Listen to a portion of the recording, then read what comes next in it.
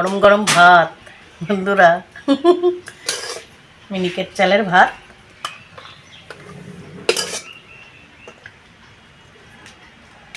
দুপুরবেলা ভালোই লাগে এখন গরম ভাত।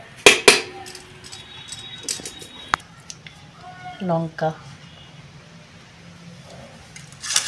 এটা শাক ভাজা করেছি, নোটে শাক ভাজা পোস্ত দিয়ে।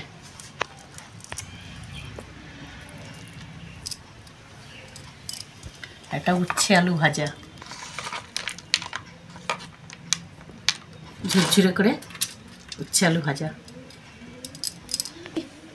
ডাঁটা আলু পোস্ত।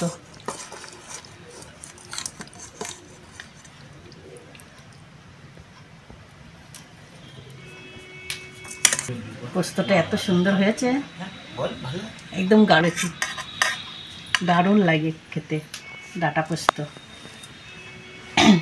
এরকম করে বানিয়ে দেখবেন, 5 ফোড়ন দিয়ে পোস্ত বাটা দিয়ে। ডাঁটাগুলো সিদ্ধ হয়ে গেলে তারপরে পোস্ত বাটা দিয়ে একটুখানি ফুটিয়ে নামিয়ে দিতে হয়, তাহলে খুব সুন্দর লাগে।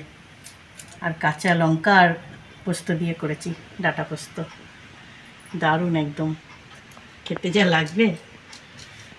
বাবু ভাত বাড়া হয়ে গেছে, আর তাড়াতাড়ি বসে বস, খেয়ে নে। দারুণ হয়েছে। ঠিক আছে, আমার ভাত দিয়ে দাও। হ্যাঁ দিচ্ছি, সবাইকে ভাত দিয়ে দিচ্ছি। বসো। বসে বললাম। বসো।